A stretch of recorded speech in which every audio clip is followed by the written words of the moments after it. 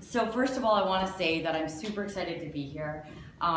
This is actually my first time presenting to a university class, and I was a university student myself. So as I was just preparing what we would talk about and go over, I was just thinking about, flashing back and having some nostalgia. So thank you for having me. And the fact that this is an entrepreneur class, I just get really excited being around people that have a can-do attitude. So I'm just excited to hear your thoughts and maybe some questions that come up. We'll have a little bit of time at the end for Q&A, and I hear you're a very engaged group, so I'm looking forward to that. I'm going to start with a little story. So my 12-year-old daughter and I went over to Vancouver a couple weekends ago to see Shawn Mendes. And I'd like to pretend that it was all for her, but I'm like any other 42-year-old mom. I secretly wanted to see Shawn Mendes myself. All kidding aside, it was a really great girls' time together. And on Sunday morning, we were trying to think about where to go for breakfast. And I suggested Jam Cafe. Has anybody here heard of Jam Cafe? There's one in Victoria and one in Vancouver. And she said, oh, by the way, Mom, that one of my friends in school that I go to school with is the parents own and started Jam Cafe. So we got talking about entrepreneurs. And as you heard, I don't know if you actually said the company name that I come from. Did. Oh, surprise, surprise. Okay, here's your little surprise. I grew up helping develop the business that my family founded, M&M Meat Shops, which actually now it's called M&M Food Market, recently rebranded. And it grew to over 470 locations across Canada and became known as a iconic Canadian brand. So I have to ask you here, who here knows M&M Food Market? Okay. Where is it? Is there one here? There's a bunch of them here. Was that you that asked me? Yeah, there's one on Shelbourne right just down the street. And I'll get into a bit more of that, but there's probably, I think, 7 on the island. And who here has shopped at M&M Food Market? Okay, you guys are lucky because I was about to leave if no hands went up. Okay, all kidding aside, if you haven't shopped there, a little self-promotion here, because it's perfect for university students. We have things like chicken lasagna, chicken wings, chicken strips. I just happened to pull up some chicken products here. And when you're missing home, Supreme Homestyle Meatloaf. So maybe if you haven't been there now, you'll check it out, right? So I'm going to get into the details on the M&M story in a minute. But the reason I'm bringing this up is, so back to the Jam Cafe story. My daughter mentioned that, it must be a little bit like what I grew up with, where my family started a business. It must be a little bit like what her friend is going through. And I agreed with her.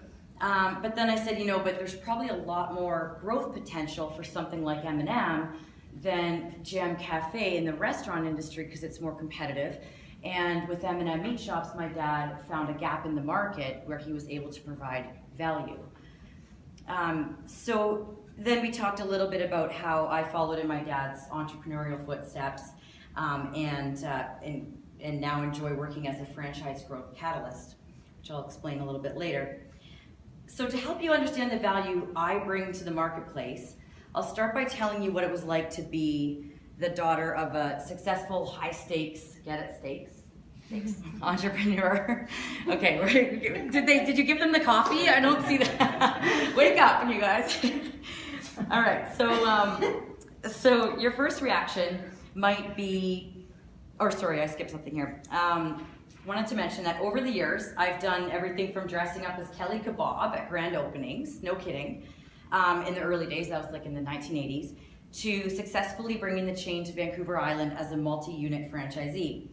And I've had various other jobs at other companies along the way, but the job that taught me the most, so stay tuned on this, is when I helped develop the chain across Western Canada in the late 90s after university. So I'll come back to that in a minute. And I wanted to say that your first reaction might be that it must have been easy for me. I grew up in a world of opportunity. But I want to be very clear about something, that my dad put the fear of God in me that as the boss's daughter, people would be scrutinizing and watching everything I did, so that I would have to work harder. And he came from a very hardworking family himself, so I would have to work twice as hard as everybody else because I was going to be under the microscope. So my very first job with the company, when I was 5, was sitting in the back of the store, constructing boxes for product. Because back then they brought product in these big, like 10 to 15 pound boxes, like pork chops and chicken breasts and things, and we would repackage it at the back of the store. Did you have a question? I just want to back it up. You never told me what M&M Meat Chops is. It's like a grocery store? Oh, okay. Or like what? You're gonna get it in a minute. So that's a good question. We would repackage the product in the back of the store into these smaller boxes that I helped construct, my brother and I. And we would put a pre-printed label on it that said M&M Meat Shops, so that it would look like we were so big that suppliers were private labeling for us. And this might not sound like such a big deal now, but back then this was really progressive. People hadn't thought to do this yet. So I just think it's pretty cool that my dad and his business partner thought of this. So you'll hear that story about them in a minute.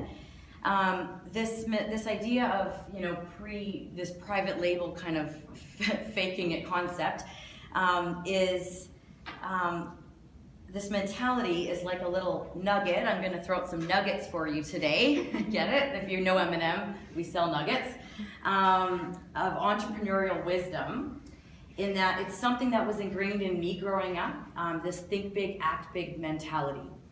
And everybody thought this was just a mom and pop operation, which it was. I should say that it looked like that if you from the outside, but then you'd see, oh, it looks like they've got private labeling.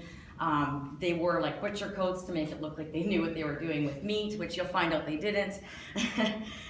This is the think big, act big mentality that helps you be successful as an entrepreneur. Over the years, I also worked in various M&M stores, corporate and franchises, and these are pictures that were from film that I took pictures of, but they're not digital, so that's why they're not so clear, because we didn't have that back then.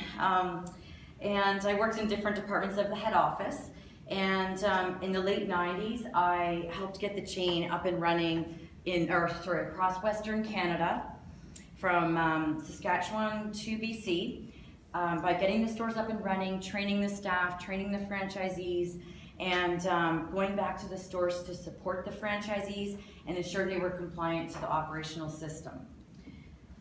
Somewhere amidst all that fun, I went to university and got my degree in honors business at Wilfrid Laurier in Waterloo, Ontario. And as I was going through my business education, it taught me a ton, but about halfway through the 4 years, I felt this kind of itch to do something different, something adventurous. So while my peers were all going off to corporate Toronto to do their summer co-op jobs, I don't know, I just had this feeling I wanted to do something different and not kind of follow the herd. So have you guys ever had that feeling? If you say no, you should leave right now, because you're in an entrepreneur class, and that's a classic trait of an entrepreneur. I'm kidding, of course, but maybe this will instill this in you. But so instead of following the herd of classmates going off to corporate Toronto, I found a job in Vancouver for the summer. And when I left to go out west, everyone said, oh, you're probably going to meet a guy and you're going to want to end up staying out west. And I fervently denied it. I was like, no, I'm excited to have my freedom. But here we are in Victoria, over 20 years, a husband, 2 kids, 3 businesses, and a house later, and I'm still here. So I guess I did end up staying out west. And in 2000, my at the time fiance, who's now my husband, and I moved from Vancouver to Victoria to get the M&M food market chain up and running on the island as multi-unit franchisees. This was a really big shift for me because I went from being on the corporate side, the franchisor side, to being on the franchisee side. And I was excited about the opportunity, but I sensed that it wasn't going to be stimulating enough for me. Although at the time we were about to get married, I felt like, oh, this might be good to kind of settle down and live in a beautiful place like Victoria. So we plowed on with this idea, and we got our three locations of M&M meat shops open on the island here in Victoria in about a year and a half, and we were, fortunately, things were rocking when we opened in that year and a half. Busy, good sales, and we actually blew our projections out of the water, doubled our projections. And so busy that my husband decided to leave his career in the trade show industry and work with me jointly to run the franchises. And while I'd like to take the credit for the big sales and like doing so well, it's really, I think we owe some credit to the fact that it was a brand that everybody knew and that we were bringing this brand to the island. So the market really was just ready and waiting for us. And this is a great example. I hear that you talk about this value creation in this course. And so this is an example where there was value created when M&M Meat Shops first started, and then it was, spread out across the country. So about 4 years ago, my entrepreneurial itch resurfaced, and I needed to figure out a new career path for myself or something different other than what I'd been doing my whole life with M&M Meat Shops.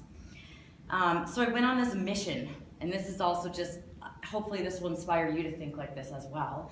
I went on this mission to tap into like what motivates me, what are my talents, and is there anything I can do with what I'm good at and what I'm excited about in a career kind of way, that I can monetize. So I even hired a business coach and to help me get clarity on where to go with this, and highly recommend coaches, business coaches, life coaches, just help you make decisions and fast track your growth. So if you're unclear, I find it to be a great investment. So I spent time networking and soul searching and trying to figure out what to do next, because I had tried going back into our stores when my kids got a little older, and it wasn't stimulating enough for me. So it became clear then, after all this checking in on my talents and skills, that I could use my natural ability to motivate people and inspire people, combine that with my skills that I had happened to acquire through my upbringing in franchise and business growth, and become what I am now, a franchise growth catalyst. And helping franchise owners with growth, which I'll explain a little bit more in a minute. I'm making that sound like it was kind of a quick thing, but that was a big deal to go through. But worthwhile, worth everything, because I couldn't be happier with what I'm doing right now. And I think we all have that option in our lives to make sure that we're doing what really gets us excited, and then that will monetize exponentially for you. All right, so that leads to where I am now. I'm out there working with business owners that want to assess whether franchising is a fit for scaling their business. And then I help them implement the steps. And I also help established franchisors with growth roadblocks and just taking things to the next level. But what's really cool is that after doing a little bit of research, I realized that most of the people who help franchisors, i.e. my competition, are older, more traditional businessmen. So there's a little gap that I found that, I'm not clearly the opposite of that, right? So I suspect in this course, you talk about having strong brand position, the importance of brand, or you will if you haven't, and knowing what your brand's X factor is, like what sets you apart from your competition, because this is key, right? Well, my X factor is what I call the F3. So it's my franchisor experience, my franchisee perspective, and the framework, which is a proprietary tool that I've created that maps out how to franchise a business that I use with my clients. So I'm going to come back to my X factor when we dig a little deeper into what franchising exactly is, but I want to really emphasize something here that's critical in business, and especially in franchising. So whether you're thinking franchising or not, or you're here because you have an idea, it's just so important to be uber clear on what sets you apart from the competition. What is your unique selling proposition, or you might hear it called differentiator, or your competitive edge, so that you can communicate that value to your target customer or client. So to set the stage for digging deeper into the intricacies of franchising, let's go back for a minute to the M&M story here. And try to stay awake because you'll get some more nuggets in here, and that'll help you identify some gaps, related to identifying gaps in the marketplace that you can use going forward. So on a family, here's the M&M story, and people love this, hearing stories. Hopefully this is, it will inspire you to think that you can make things happen. On a family vacation in 1980, when I was 5, my dad, Mac, and his then brother-in-law, Mark, bought some juicy red T-bone steaks at the grocery store. And what you may not know is that back then, you could not just go as easily get a great steak like at the butcher shop or somewhere else. So you just picked it up at the grocery store. But the thing is, when they went to put the steaks on the barbecue, they fired up the grill and they were like, I wonder if these steaks are going to be as good as in the restaurants or tough as nails, because you never knew. You couldn't confirm or guarantee that with what you picked up at the grocery store. And back then, people buying fresh steaks, like at the grocery store, believed that the redder the meat, the juicier it would be. So the more juicy. So when they were looking at a steak, and you might think that now, but I'm going to dispel that myth for you. So purchasing a bright red steak at the grocery store didn't guarantee that you would have a tender, juicy steak every time. So Mac and Mark wondered, what do the restaurants do different? Because they make it happen every time. They wouldn't cut into the steak and find that it wasn't good like it would be if they got it from the grocery store.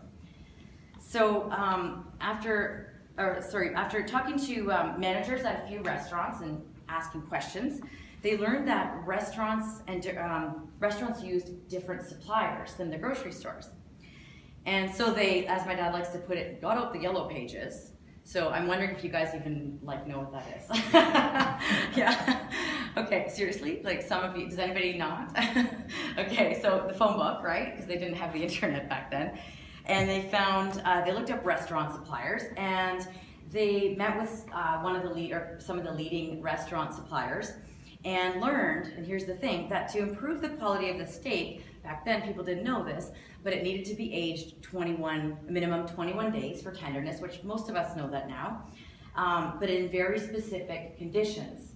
So after sitting on a grocery store shelf didn't count as aging, right? So the proper aging process changed the steak's color from that bright red to a darker brown. And suppliers then flash froze it at super cold temperatures to lock in that tenderness and flavor and all the goodness, and then sent it off to the restaurants. So this got Mac and Mark's wheels turning, and they thought about opening a retail store to sell these higher quality flash frozen steaks.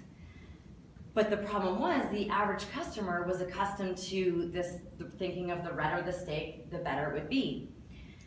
So they thought, well, what if we could explain the aging process to people over a sales counter and actually tell people why these steaks that were dark brown were superior? So during this phase, Mac and Mark also learned that the restaurant suppliers made things like chicken cordon Swiss, cabbage rolls, beef Wellington, and even desserts. And at the time, all that stuff didn't exist at the grocery store. So if it did, it tasted like cardboard. So here's the kicker. This was at a time when the high number of baby boomer moms were starting to enter the workforce.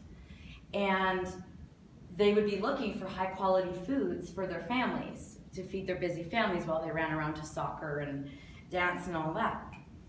So there's two gaps that have been identified here that enabled my dad to start this business. Can you tell me what they are? The difference between the grocery store and the restaurants, right? Yeah, for the steaks, that was an obvious thing. And then there's the one other gap. So the one thing is you couldn't get a good, products as well, like chicken corn. You couldn't get these good prepared meals or steaks at the grocery store and just bring them home and cook them. And then I'll just give you a hint. What was the other thing? Homemaker had less time to cook. Yeah, so they're going back into the workforce. Before that, they were mostly at home, so they needed things to feed their families. So these were the two big gaps that they identified that helped them understand that they could actually make this work. So with the lease of a retail, I'm going to have explaining to do here, I think. So with the lease of a retail storefront, a few installed freezers, and a countertop, what was originally called M&M Meat Shop's Meats and Fixins, you can sort of see it up there, was born. And M&M, of course, standing for Mac and Mark, or Mark and Mac. And it was a name that they came up with in all of about 3 minutes, and they always fought over who was the first M. So, real quick here, that's my dad on stilts. He would dress up as, they had a mascot called Two Tall Tex, which really makes no sense today, right? But it was kind of this cowboy Texan theme. They were like, it's about meat, you know? And then here, this is always interesting. They actually got the Guinness Book of World Records, world's longest sausage. They partnered with one of their meat suppliers to create it. That's my dad on the left and Mark in the middle. And then they got amazing PR for this. And then they sold it in the boxes with like a sticker that's certified part of the world's longest sausage. So anyway, that usually gets a few chuckles. So it wasn't long after opening their first store that they knew this concept had potential for expansion. And so they explored the different methods of scaling the business, and they realized that franchising seemed like a fit. And this is kind of interesting because back then, franchising was only being used for usually mostly just quick service food restaurants like A&W, McDonald's, Tim Hortons. And so but by 1985, 5 years in, 11 M&M franchises across southern Ontario. Mark left the company to go back to practicing law, and my dad continued full force with the franchise expansion. In December of 1989, so 9 years in, with 50 stores across southern Ontario, or more of all of Ontario, my dad knew that he didn't have the proper head office structure to support this growing brand. So he hired a COO. He had some office staff, of course, but he didn't have it set up properly. He could feel that pain. So he was the visionary, and this is very common in business where you have the visionary, the person with the big idea, and then the COO was the person that could help make that happen and implement that. But we always called his sidekick James, the COO, the COO, because my dad was really like everyone in the company loved my dad. He was charismatic. He was, he had the vision, but James, the COO, if he called you, you were usually in trouble. All right, so and then by around 2008, there were 470 locations across Canada. So let's transition now into a little franchising 101. So even if you aren't thinking that franchising is in your future, I'm pretty confident that you will benefit if you have a better understanding of what franchising is. People invest a lot of money with me to get clarity on what this is. So at the very least, you could take this information and go down to the Inner Harbor and do presentations for money. So can anyone tell me what franchising is? And I won't judge. Just give me an inkling, or does anybody want to take a stab at it? Go for it. Sure. So it's kind of like licensing a brand. Mm-hmm. That's really it, right? Just license the brand, slap it on a building, boom. Kind of. That's part of it. So licensing is definitely a part of it. So I'm going to put up the definition, and then we'll go into it a little bit more here. So and I'll explain why I didn't say that was exactly the right answer, but just for that, do you mind? Yeah. So I brought a treat. So if you're doing a good job of answering questions, do you mind bringing it? Or yeah, do you mind? Supply the product and the brand as well. Little branding here. Yeah, thank you. I don't know. Hopefully there's enough there. I got my staff to cut them up. So. All right, so now everybody's awake, right? They're chocolate chunk buttercream bars. So yeah. Now they're awake. Yep. Yeah, now we're awake. Okay, good. So so in franchising, and I'm going to explain why there's more to it than just a license. But you have local franchise partners paying a royalty, which is usually a percentage of sales, to the franchisor to operate under the franchisor's brand name and operational system. So I can tell you the real quick difference between franchising and licensing is with licensing, there's no operational system. So you're just giving, like Microsoft giving, Disney, you're using the license, but you're not being control on how you use it. So with franchising, the franchisee is required to follow the operational system. So that's the big difference. All right. Now I got off my off track here. Okay, and so that's franchising, and the kind of most common alternative to franchising, going kind of the other end of the spectrum, is corporate expansion. And with corporate expansion, it's the company owning the locations wherever they expand and hiring managers to run them, right? So they're paying those people in those locations. Whereas with the franchise, the franchisee's running it and they're paying their own staff, but they're following a system and paying money back to the franchisor. All right, so just to be really clear here, the franchisor owns the overarching company and trademarks, but gives the rights to the franchisee to run the franchise location in return for an agreed upon fee. So the people owning and operating those franchises of the brand are called Franchisee. Okay, I'm gonna go here because you've already had one. If you want a treat. Who is it? You're good, you got it. Yeah, it's up to you. Yeah, so the franchisees are, the people that own and operate the brand. So I'm telling you this because out there in the world, I find that most people don't know these differences. So you guys can be the smart ones that, I know what that is, and yeah. Franchisees are the people that run the brand at their location. So now I'm going to share with you, though, one of the biggest problems I see in franchising. So many franchisors, the overarching company, are missing the importance of building a culture of collaboration and partnership with their franchisees that would ensure higher profitability for both parties. The franchisor's number one focus should be on ensuring franchisee profitability. And to do that, they can set up proper support systems and do things like tracking KPIs, which is key performance indicators, like helping them track their metrics, helping them build their business. But a lot of times, franchisees just want to feel heard. Franchisees are the ones on the front line, hearing from customers, doing the day-to-day operation of the brand, and often they're the ones that come up with the product innovations and the best improvements for how things can be done. Did you guys know that the Big Mac, Filet-O-Fish, McDonald's first drive-thru, and Pan Pizza all generated from franchisees? So the culture of the franchise system, the way franchisors talk with their franchisees, the support they give them, the people who they even let on the team, these things are super critical to the success of both parties. And franchising is, the thing is, it's so much more than just selling a license and then letting a person go off and do it however they want to do it. So this comes back to my X factor, which is because I've lived and breathed on both sides of the franchise equation, it's extremely valuable, that is very valuable to franchisors looking for growth. I can tell them how it feels to invest $400,000 into a brand and then be told by our head office that we need to do something a certain way that just doesn't make sense on the front line. I can, because of my background, I can offer franchisors practical solutions for help to minimize the mistakes that drive down profitability.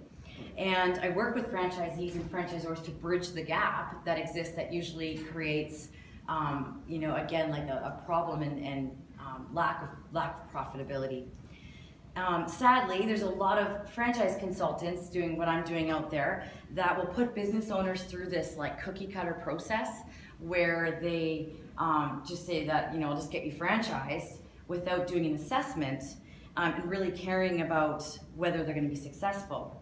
And so because I have lived and breathed this and I care about franchisor success and franchisee success, I always start with an assessment session where we sit down, we lift the hood and we look for red flags and assess whether or not franchising is even a fit for scaling the business. I guess I'm bringing this up for two reasons. One is just to really help you understand the gap that I'm filling, but also because it's so important when you do expand a business to use the right method of expansion. There's different options out there. And I'm not all rah franchising, because I would not want to be the person that encouraged somebody to franchise their business and then find out that it wasn't a fit and they fail. So that's why I find that assessment part super important. Okay, this is my reminder to, because I get really excited and passionate about this, so breathe. Okay. Yeah, can you tell I'm kind of passionate about this? All right, so I better get off my X Factor soapbox here, and hopefully you can see how by entering the industry as a service provider, I've I was able to identify a gap and use my acquired skills to fill that gap and provide value for the industry. And I'm not trying to sound arrogant in any way. I'm hoping that this inspires you to think that same way so that you can find exponential growth for yourself. So let's take a quick look at the criteria for franchising a business. So if you've got a business idea and you're thinking of implementing it, and then you're thinking, I know I want to scale it at some point, you would want to set it up properly from the start. So people often come to me and say, when should I talk to you if I'm thinking of eventually franchising? And I say, like, right now, so we can set things up right from the start. So first of all, you have to have a profitable model. You guys know there's a test at the end, right? Just making sure. So you need to know that your business model makes a profit, and not only that it makes a profit, but what needs to be done to make the profit, to generate that, so that you can replicate it in other locations.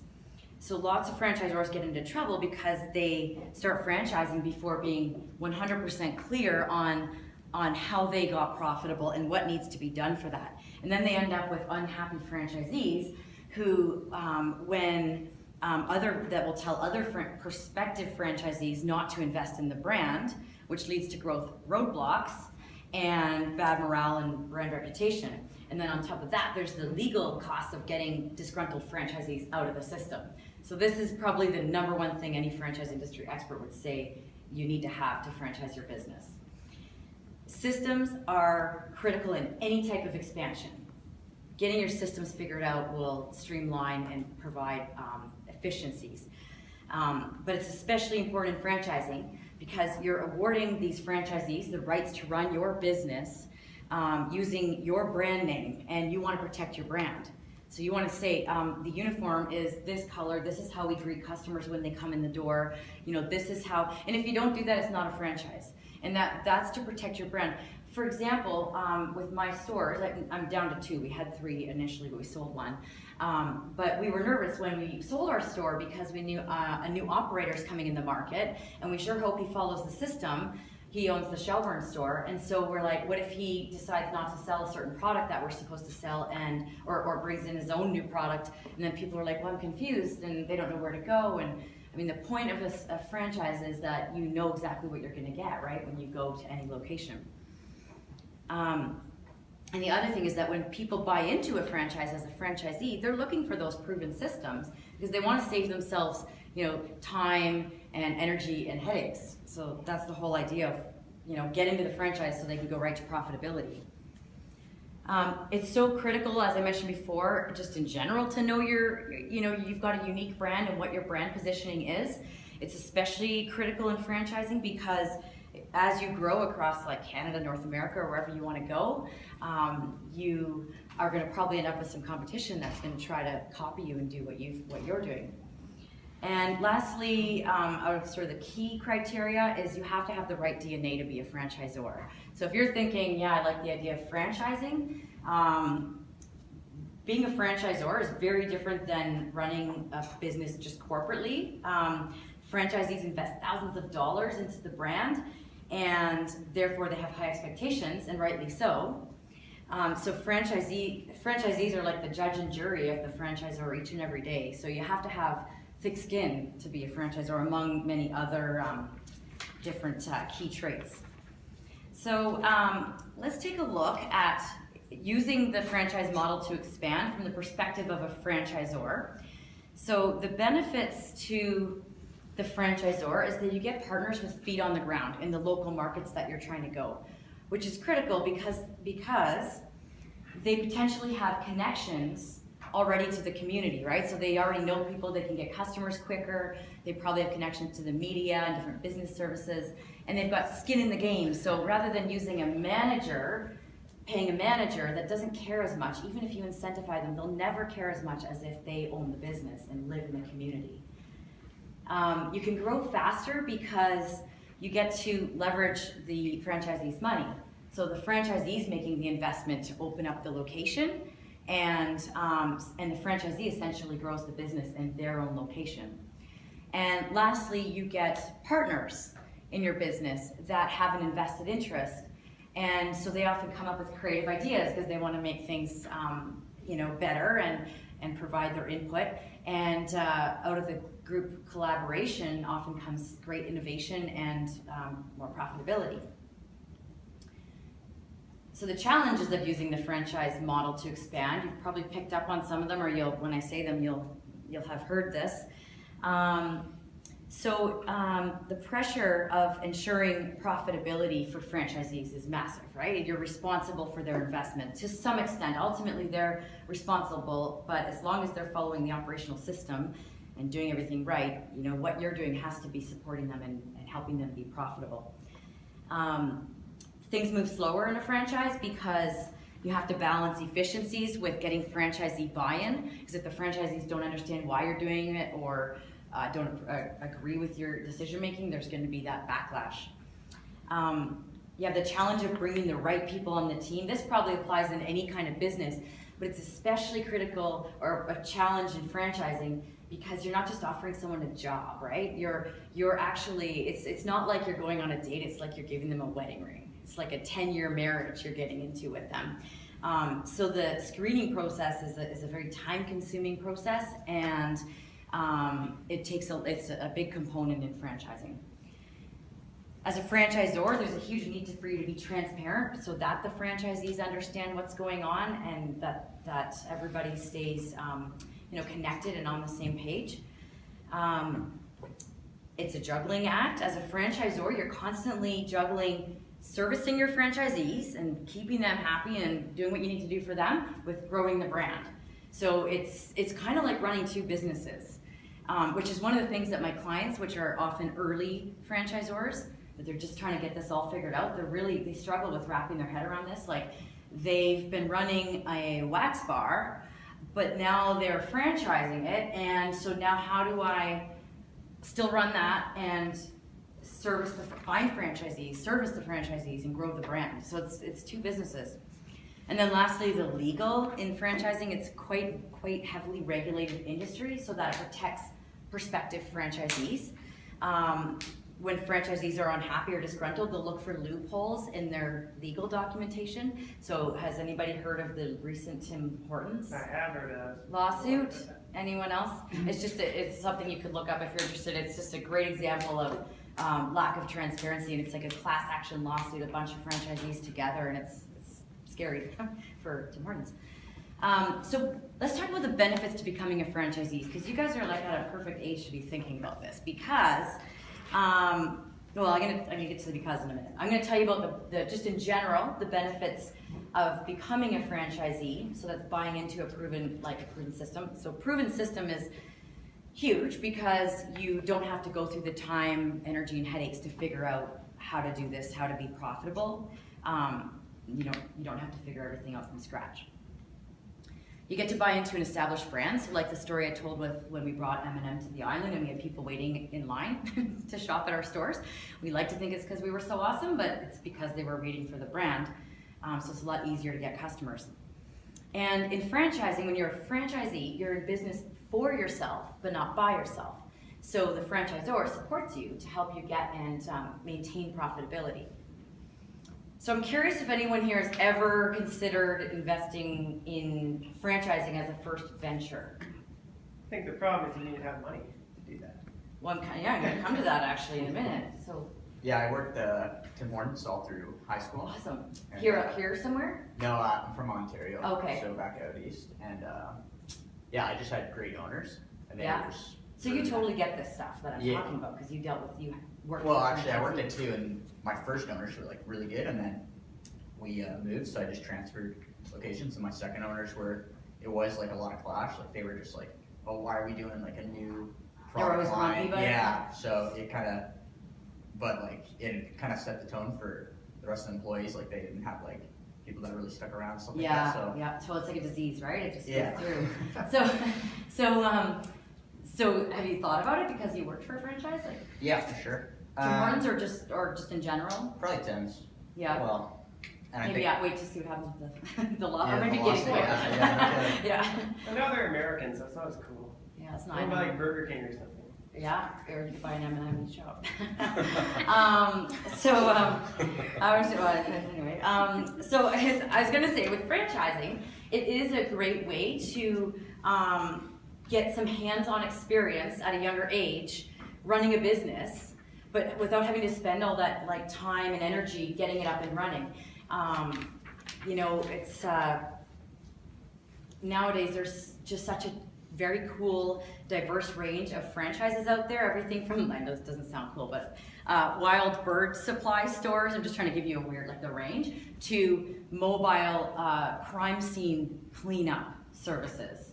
Like, if anything that fits that criteria that I showed you is franchisable. So, I mean, it just being profitable alone isn't enough, but if the franchisor has the right DNA and all that criteria. So there's a lot of really cool things going on out there in the franchise industry. So my answer to the capital, raising the capital to do it, it's very common in for franchisees to partner, often with a silent partner like a parent or a sibling or a friend or whatever. And like the person, like one person might run the franchise and the other one's a silent investor or maybe an advisor kind of role. How much money does it cost to open an M&M? That's around the $400,000 range. Yeah, but you can get Not as bad franchise. as I thought it was gonna be. You can get a franchise for $50,000 called.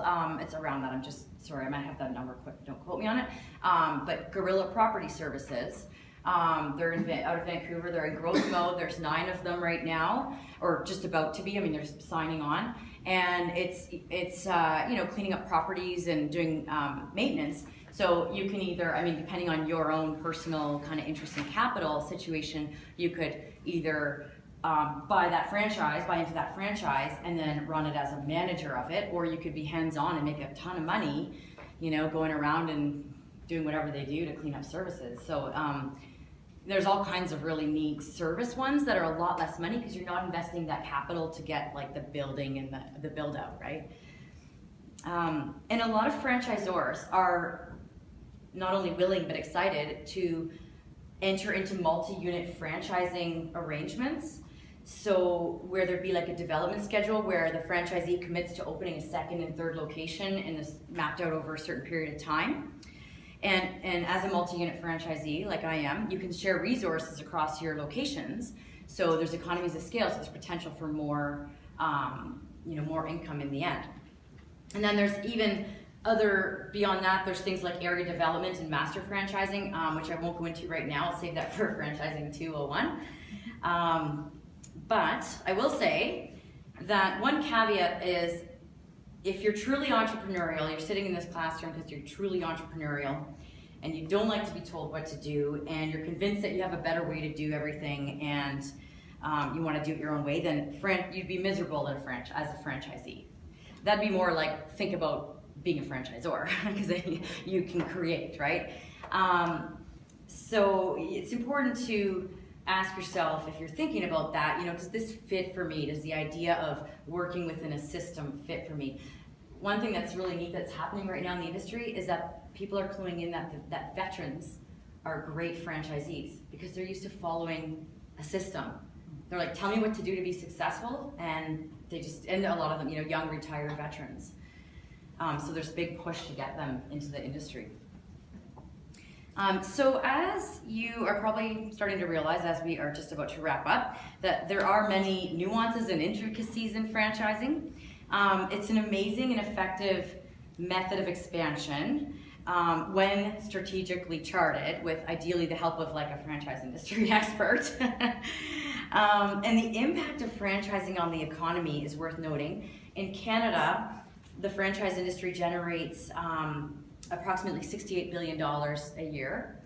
And approximately one out of every, and this is a great example, like you had a story, one of every 14 working Canadians is either directly or indirectly impacted by the franchise industry, or employed, sorry, by the franchise industry. And what I really love when I think about the franchise model, just from a personal perspective, is that it creates so much opportunity for people who want to get into business for themselves, but want the support and brand awareness to help them with like that exponential success. It's just a lot quicker, right? I forgot to put timer on. So I'm going to jump into my key points, and I'll skip that other slide. It'll be encore if anybody asks that question. So we talked about Shawn Mendes, just my summary. I promoted the M&M product. Then we went into my journey from Kelly Kebab to being one of Canada's, well, I like to call myself Canada's only franchise growth catalyst, because nobody else has figured out to call themselves that. They're all franchise consultants. And how I found the gaps of being, the only female and having lived and breathed the experience. And then I told you this M&M story, and the two gaps there was, the one about the being able to cook this product at home and it would taste like in a restaurant, and the moms going into the workforce. And then we jumped into some franchising 101, so we talked about like the definition of a franchisor, franchisee, benefits, challenges, criteria.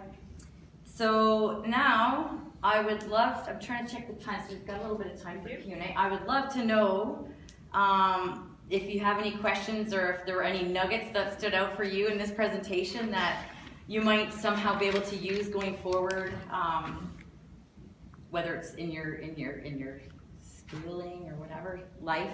So let's open it up. Sorry, Yeah. Sandy, go ahead. Yeah. I was going to ask, so the fee that the franchisees pay, is that generally like a flat rate, or is it like a percentage based off profits? Yeah, so the most common thing with a bricks and mortar business, for example, we'll just say like around $400,000, the total initial investment. So there's a franchise fee, which I didn't mention this, but it'd be usually like around $30,000. That's one-time fee, and then you pay that percentage ongoing monthly, which is usually around 6% of sales. So that one-time fee is to pay for the fact that you're getting this, there we go, right? You're getting this training and all that initial startup stuff. So that's what that fee, that $40,000 or $30,000 pays for. Yeah. Well, actually, I have a question. Or a comment. I love comments, questions, nuggets, whatever. So for thinking of like the franchisor kind of end, like I'm just thinking like there wouldn't be, compared to like other parts in like a business growth where there's like a lot of need for like cash flow and stuff like that. I guess with franchising, is that not as much as a need? Because you have like, that's an awesome question, because it seems like there wouldn't, because you'd think that you just use that franchise fee to fund your growth. yeah. But initially, so I'm working with a company in Vancouver right now, a fitness studio company. They've got one corporate location and 4 franchises. And they've hired me to work with them, and I'm, okay, we need to invest in this. Like, if you're gonna grow, you need to make sure your brand is really strong. So they're spending money to grow, but they will get that back in probably for sure by 5 years if they do everything right. Yeah. So it's not, the franchise fee doesn't necessarily fund, but it grows faster, because otherwise you'd have to have, like, say it was $400,000 to build out the bricks and mortar locations. You'd have to find that money. So it would be more expensive. Yeah. And you have to pay all the staff, right? Right. So it would be more expensive up front. Yeah. Next question. I'm just Ornelli. wondering, for your dad, when he started M&M, getting them the very beginning, having all those meat distributors come to him, is there like I don't know how that would start. How would you do that? Giant loan, and then you just pay it off. That's a great question. Let me just think for a minute how they did that. I know that they weren't overly capitalized when they started, so they must have been strategic with how they did it. I think what I know that they did is they convinced, if you want. Okay, yeah. Yeah, so they convinced, they had this, as I mentioned, this think big, act big mentality that did them well. And they convinced these suppliers that let's partner. Like, when they looked for people to be their suppliers, they made sure that even the suppliers were a fit for the team that they were working with, and found suppliers that wanted to grow with them. So I do know that for sure, that they, you know, they really focused on building good relationships with their suppliers. And this applies to anything in business. I tell my clients this, that think of your suppliers, whether it's, you know, if it's a fitness company and you need like the exercise equipment or whatever, develop relationships, because what happens then is you have give and take. So over the years, those people stayed with M&M and became, like, they would come on conventions, and they would sponsor things at conventions, and my dad and the corporate team would take them on a vacation. You know, it was like a real give and take. And so when we would when we would get product at our stores, or to this day, we would have to be willing sometimes to accept damaged product that we couldn't sell.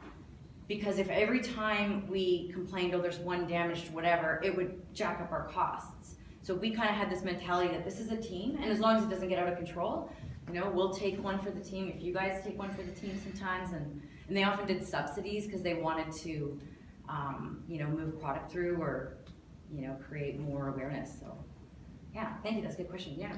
You decide to start being like a franchise, or is there a large legal aspect involved with it?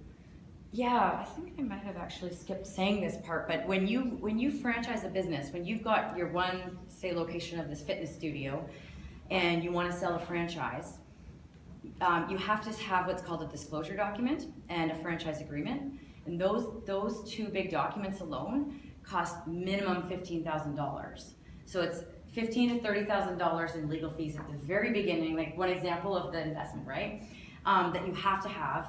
And then each time you sell a franchise, you need to, so you disclose what this kind of interesting, that disclosure document, it puts in it, that you have to put it in all the things about the company, like the history of why it started, but even any lawsuits or stores that closed. So as a franchisee, you get to see that.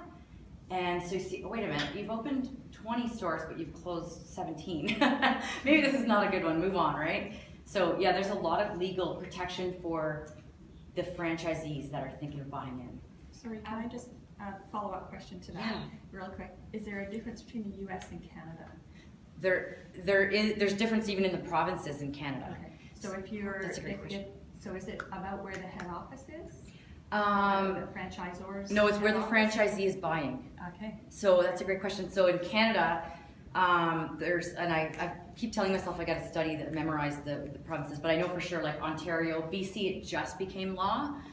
So before that, you didn't have to have that big disclosure document. You just needed an agreement. So it was like the license, but with all the like details of how you're going to run the business.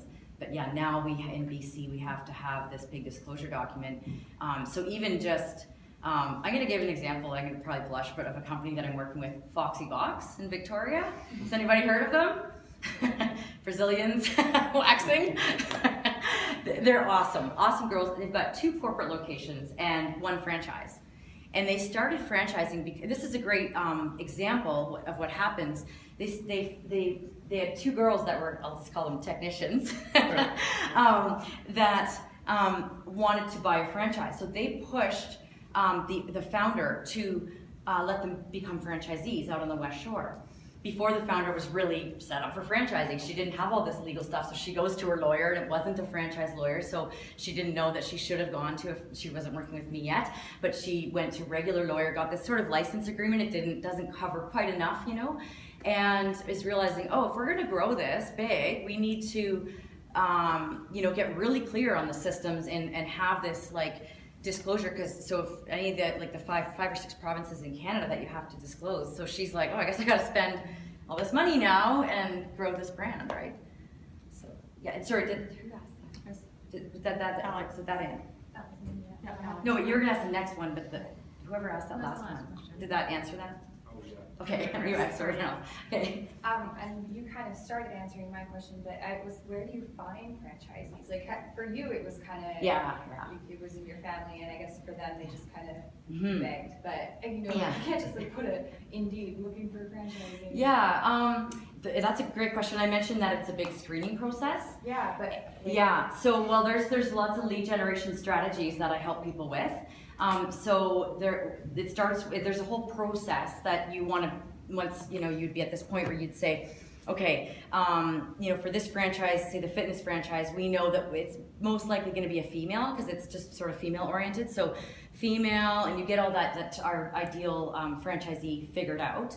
And then just like you market and any marketing to any customer, you go looking for them in those same ways. So it might be like digital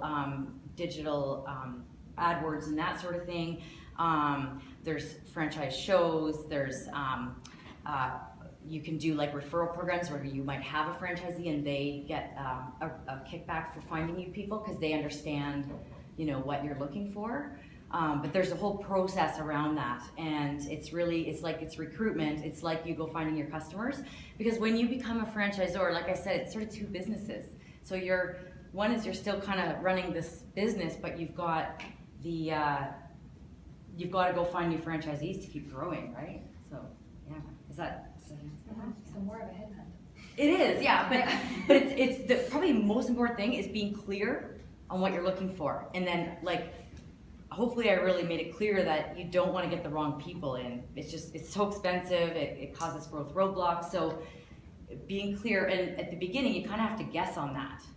And you know, there's profiling you can do as well though. Like you can do like profiling where it's like not a personality test, but a behavior test that shows whether they're a fit for this business, for franchising, and that kind of thing too. So there's one here, and then just wanted to see if there's anybody who hasn't had a treat who wants to ask a question right now. yeah, or just eventually just go for it. I just have a question.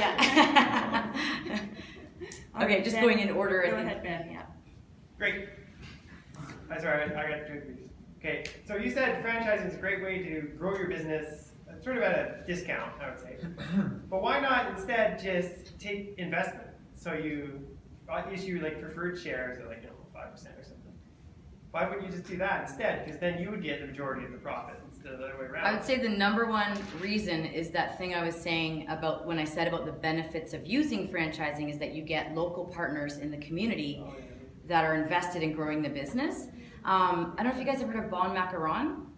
It's downtown. It's like macarons, like the baked like treats or whatever, and they're using more of that kind of strategy. And I was just talking to the guy that's developing it and saying, but then you don't get like the local owners that are, you know, excited to grow the business, like pushing it in the community. And like when you live in the community, like we used to have a charity barbecue that we did every year for Crohn's and Colitis, for the Crohn's and Colitis Foundation, and we used to go down and take like desserts and burgers down to the radio station and try to get them to talk on air because they got to know us. So that's just an example of how you can get like PR because you live in the community. If you're just a manager, you're not going to be invested in wanting to do that. So as much. But Matt? I think behind sorry, Sunny first, and then there, Yeah, and sorry, we'll come to you, but he had his hand up a minute ago. kind of answered the question, I guess, but I was just gonna ask, like, when do you know you should go for corporate expansion versus franchising? When you hire me, we sit down for 3 hours. Well, it would come down to like I started into it a little. I touched on, you know, the things like dealing with the franchisees. Like you have to look at yourself as a franchisor. Can you know, how do you feel about the fact that you have to get franchisee buy-in on all the decisions that you make? And do you want those feet on the ground? If that doesn't matter, there's some businesses where it doesn't matter whether the person lives in the community or not. More often than not, I think it helps, but that, you know, if it doesn't matter, that might be something. There's all these criteria that you need to check in on relating to like the profitability and all that. So it's really, it's a big deal. Like that question is why I get to do what I do in business, which is awesome. Like I love it. So yeah.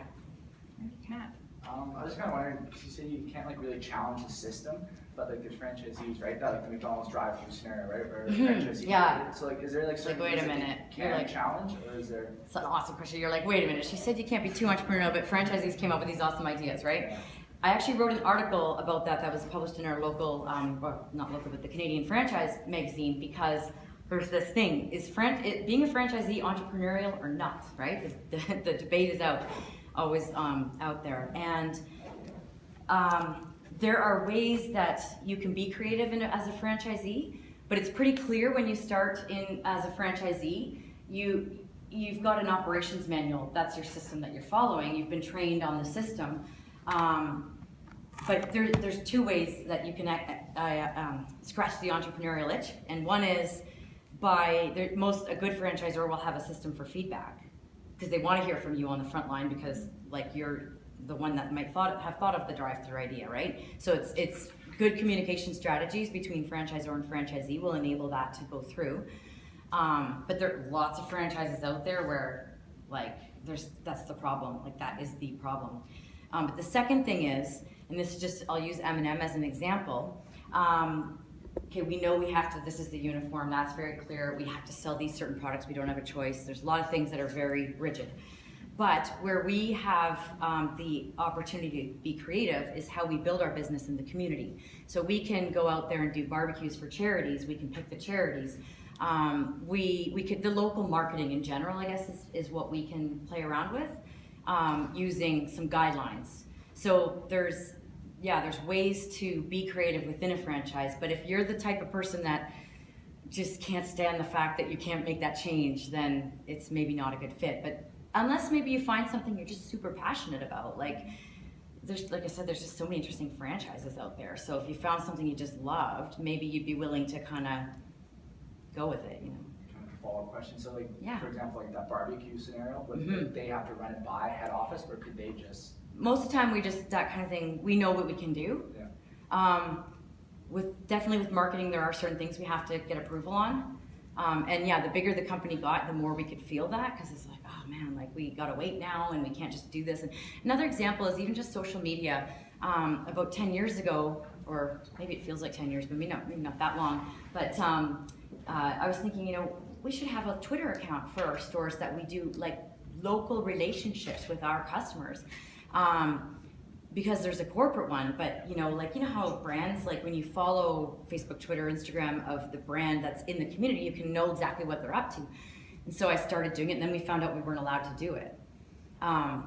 Because of control issues, and I get it now, and I think more about it, because I might be doing it right, but what about other franchisees that do crazy things that wreck the brand, right?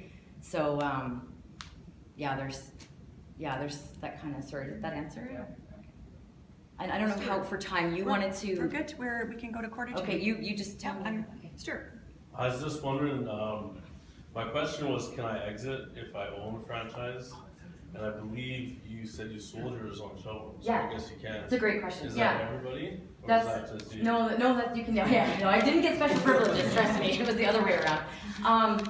That's a really good question. Exit strategy in business, it's always good to think about exit strategy when you either buy into a business or start a business, partner with someone. So there's generally, most franchise agreements are 10 years, and then they start a renewal, which might be like every 5 years. You have the option to look at renewal, and as long as you're following the franchisor's system, then you can renew. So that would be, you could sort of sync it up with that, but actually you wouldn't even really need to, because when we sold our Shelburne store, it was a joint effort between the company and us, but we got the revenue from it. Right. Because we were able to sell it. Now, if you couldn't find a buyer and you want it out, then you're just going to lose your investment, which is really sad. The franchisor doesn't come and take Sometimes. That's a good question. So sometimes they do. If it's in a desirable location, and depending on whether they're in growth mode, often they will come in and run it and then try to sell it. Right, yeah. Or just run it as a corporate location. Yeah. Thanks, Stuart. Stephen. I'll let you pick because you're seeing it and I might not be seeing it. So just to kind of tack onto that question, what about like adding partners? Let's say like you find that you can't really manage that location, you want to add someone else. Like how's the process? Yeah, that's a good one too. I think you would need to get, if they're coming in as a partner, gonna go like on as an agreement as a franchisee, then they would have to be approved. There would have to be some involvement from the head office. But if you're just hiring them as a manager to run the store, then it's all up to you. Yeah, and partnering is very, like I said, it's very common. I see a lot of situations where the like maybe 60-year-old parents, bought the franchise to eventually pass down to their kids to run, or maybe they're younger than that, but they're like getting closer to retirement, so then they buy it, and then it's sort of a family thing, and then the parents move on. So yeah. Yeah, great. Matt, you've got another one? Yeah, well, does that need approval from the franchisor in order for that to happen? Or can you just, like, for example, if I had a franchise, and I want to sell it to Alex, like, you have to go, like, get. Yeah, you'd have to get approval. If you're actually transferring, because there's this, it's the legal piece of, there's this document that says that the agreement's between you and the franchisor. So that needs to change if they're actually taking ownership of the business, yeah. So a whole bunch of hands went up at once. I don't know who. That was a follow-on, Yeah. Alex? Okay, go with your follow-on, and then we'll go to Graham. And same thing for if your grandparents were leaving a business to you, you would still have to get approved by home office. Yeah, because because it's like pass it on to my kid. I think, yeah, well, I mean, I think most franchisors would do that, like, because it's just so critical to have the right people on the team. I think I skipped over this actually. Did I say this? That when I was running around, I probably skipped the whole page actually, because it would have been on a page. But when I was running around opening M&M meat shops in Western Canada, I would go there and I would train the franchisees and train their staff before they got up and running, you know, physically set up freezers, like hang pictures on walls, you know, all that stuff. And I would have like 60 and up year old men, and I was like fresh out of university, like young female, yelling at me or crying or wanting to throw things at me because I was telling them that they need to spend another $30,000 on inventory to, you know, because we had a grand opening coming. So often, you know, the franchisors, and I think the point there is that they got into the system undercapitalized, and I dealt with that on the front line and saw why that doesn't work. And so that's why that franchise screening process is so critical. Like, do they have the capital? Are they going to be good at following systems? Like, you know, you look at their history and all that, right? So yeah, anytime you bring a new person on the team, if you're a good franchisor, you would want to scrutinize it and screen it, and that protects the brand for everybody, right? So all the rules feel like a lot of rules, but it's protecting the brand for everybody. So yeah. I'm gonna ask two, because I just want to make sure that we're gonna get to them. The first one is, there are so many opportunities, as you've mentioned. Is there a place where one can go? You know, traveling is great because we see things in other places and go, why don't we have an X? But for the students in the room, they're not traveling right now. Yeah. But if this looks like a viable option, is there a place where one can find out some great ideas that you might actually feel passionate about, or might already be in their idea journal and someone's doing it in a different place? Do you mean as a franchisee buying in? Yes. Potentially like investing? So the Canadian Franchise Association is the big authoritative voice in Canada. And so they have a website called lookforafranchise.ca. And if you are interested, you can get on their email list, and every week it's like new franchises available. You click on the price range. I'm amazed at how inexpensive it can be to invest in a franchise. And some franchises are part-time. Like, you don't have to do it full-time. So in most situations, the more you put in, the more you'll get out. But some of them are like tutoring franchises, maybe, for instance, Tutor Doctor out there, like there's a lot of tutoring franchises, a lot of the fitness franchises that aren't actually bricks and mortar. So look for franchise.ca, and then there's one called betheboss.ca or .com. So those are good ones, and then stuff will come up if you put in franchise opportunities. But on that note, one thing that just came to mind that I wanted to mention is somebody came to me once and said, we live in Shawnigan Lake and we think we should have an ice cream store in Shawnigan, or ice cream shop in Shawnigan Lake. So we're thinking of putting buying into a franchise and putting a franchise there. Could you tell me what to think about? And I said, okay. Are you passionate? First of all, are you going to hire a manager or work in the location? And, oh, we just hire someone. Okay. Are you passionate about ice cream?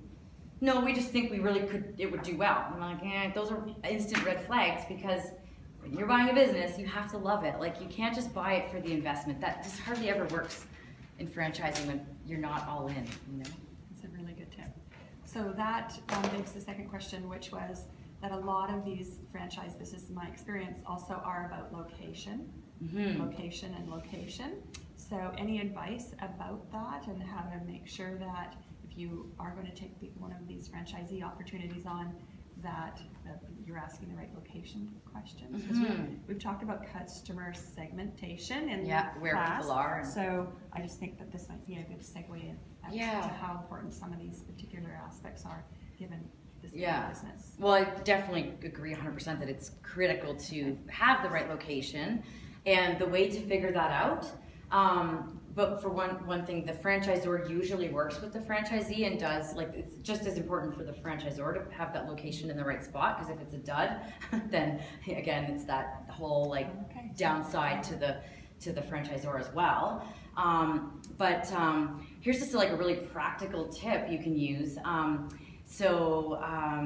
For example, my fitness studio, my client in Vancouver, we're getting into growth strategy and going, okay, where could this go? And so if you look around, you look for complementary businesses or businesses that show that people care about their health. So you might look for like juice cafes or like, other health food places that, okay, a fitness studio, buy that. So location it's so critical. M&M meat shops, we have a rule that they need to have decent parking, because the concept is about convenience. So people want to, and unlike Costco or the grocery stores where you can deal with all that extra time spent parking and getting in, we want you to be able to get in and out. So we know the criteria for the location, we know the demographics.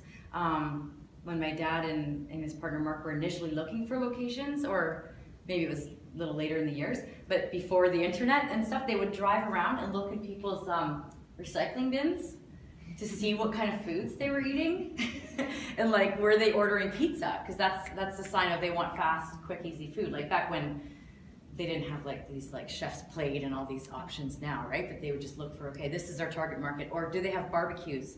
Do they have deep freezers? Like they would find out, because if they just live in an apartment, they might like our product, but they're not going to spend much money. Just like you guys are not our target market, because you're not going in, unless your parents do it for you, but most students don't go in and like have a big deep freezer and load up their whole freezer with like a couple $100 worth of, maybe they do, I don't know, it's probably good, but usually it's the parents come and load them up once in a while, right?